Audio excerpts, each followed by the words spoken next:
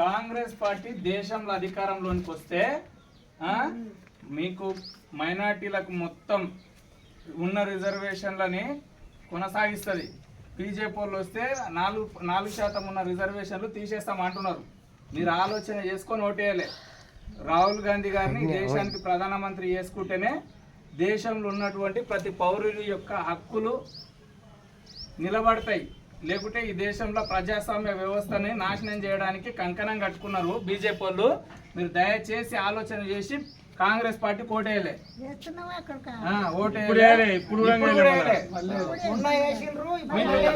మీకు current bill ఎవడన్నా అడుగుతున్నారు 2 నెలల నుంచి?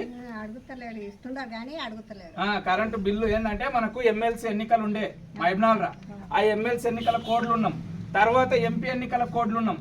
కాబట్టి మనకు 0 బిల్లు కరెంట్ వస్తలేదు. గ్యాస్ సిలిండర్ 500కే గ్యాస్ సిలిండర్ వస్తలేదు. రాష్ట్రంలో అన్ని ప్రాంతాలలో గ్యాస్ సిలిండర్ 500కే వస్తున్నది, 0 బిల్లు వస్తున్నది. కానీ మన వద్ద కూడా బిల్లు కొట్టమంటని చెప్పిండు, కానీ పైసలు తీసుకోవద్దు అన్నాడు. ఎవరి దగ్గర కూడా ₹1 వసూలు చేయరు. Free current, already free current మన వద్ద స్టార్ట్ అయిపోయింది.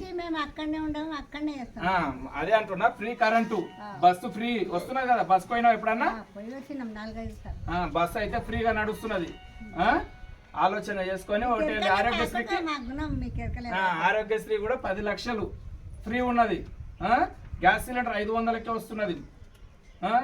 కరెంట్ బిల్ అయితే ఫ్రీ. మీకు బిల్లు అయితే తీసుకోరు, బిల్లు కొడుతున్నారు కానీ బిల్లు తీసుకోరు. మనకి ఎమ్మెల్సీ ఎంపీ కోడి ఉండే కాబట్టి ఇన్ని రోజులు బిల్లు కొడుతున్నారు. అది కూడా కొట్టరు మళ్ళా నెల నుంచి. సరేనా?